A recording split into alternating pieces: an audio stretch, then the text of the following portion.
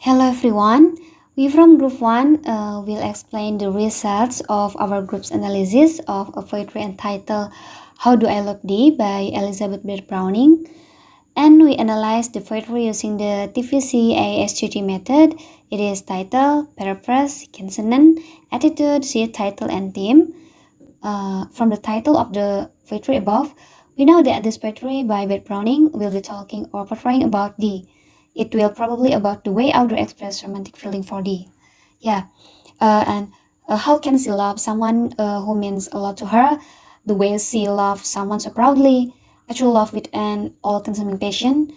Yeah, from the title of this poetry, we also know how great the author's love for the person she is describing.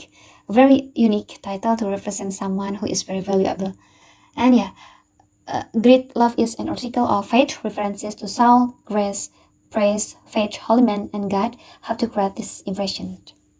Next paraphrase. How do I love thee? How do I love you? How do I love thee? Let me count the way. How do I love you? Let me count how many ways I do. I love thee to the depth and breadth and height. I love you very deep and wide and tall. My soul can reach when a feeling out of sight. As far as my soul can reach, even when I'm blind. For the end of being an ideal grace.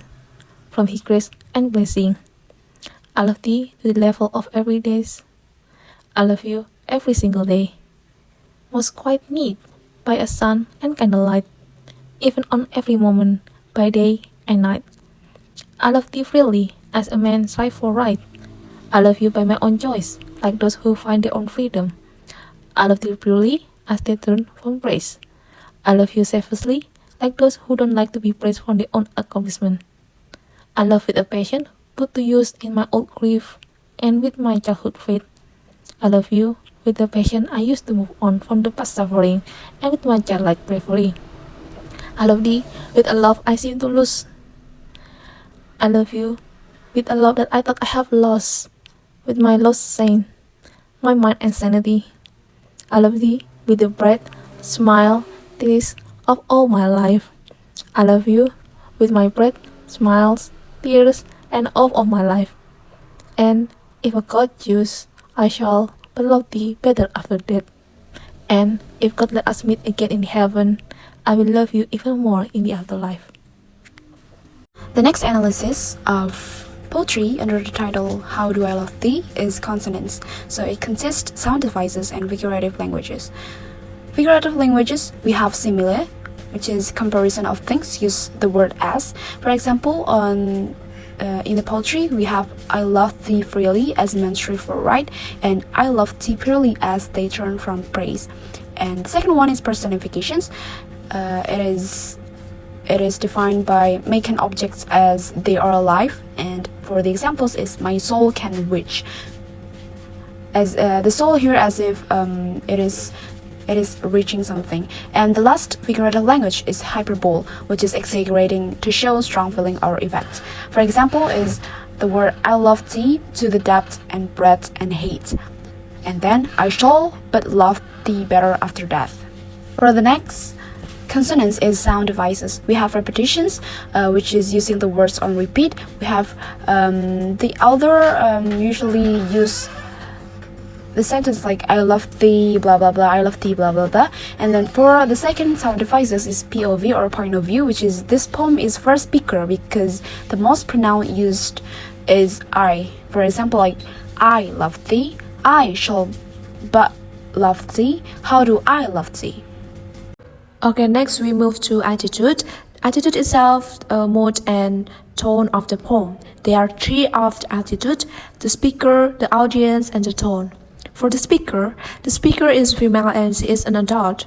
She is passionate and hoping and into character as the author feelings and also solemn. And for the audience is feeling touched, is feeling like they appreciate her love journey. Feeling the speaker's sincerity, we might know the optimistic feeling of the author to her lover. And last is the tone or attitude. The tone or the attitude how she is expressing the poem is hopefully and sincerely without any doubt. Shifting of tone. At the beginning of the pitch, the tone is described as calm and soft. This suggests a gentle and perhaps tranquil atmosphere, creating and sense of pitchfulness. The language used might be soothing and relaxed, setting a tranquil mood for the reader. As the pitch progresses, the tone shifts toward becoming more expressive. This implies that the language and imagery become more vivid and emotionally charged. The writer may employ more descriptive and passionate language to evoke stronger emotions in the reader. This shift could be achieved through the use of powerful metaphors, intense imagery, or heightened language. Finally, in the last stanza, the tone is emphasized to convey the speaker's big hope with her lover. This indicates a notable change in the emotional intensity of the writing. The tone might become more assertive, determined, or even optimistic. The language used in this stanza might reflect a sense of longing, anticipation, or a strong belief in the fulfillment of the speaker's desires. By choosing a title that highlights the reasons and statements of the speaker's love, the reader can anticipate that the poem will delve into the motivation and expression of affection. This could include explanation of why the speakers love their loved one, the qualities or actions that evoke their love, or the deeper emotion associated with their affection. The title indicates that the poem will likely provide insight into the speaker's thoughts and feelings, shedding light on the complexities of their love. Additionally, the statement that the title represents the content of the poem clearly and understandably suggests that the title is not scripted or abstract. It implies that the reader will have a clear understanding of what the poem is about simply by reading the title. This can be helpful in setting expectation and drawing readers who are interested in exploring the particular subject matter of the poem. In summary, the title of the poem you have described aims to convey the reasons, statement, and expressions of love within the poem. It strives to provide a clear and understandable representation of the poem's content, enabling readers to anticipate the exploration of the speaker's affectionate emotions and motivations.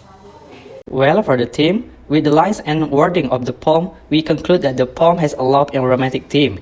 It can be seen from the line that says, "I love thee purely," as the tune from Price, which show that the writer has sincerity in it.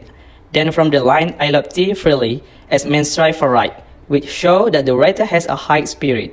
And this also refers to figurative language, namely hyperbole, by showing that the author execrates his partner.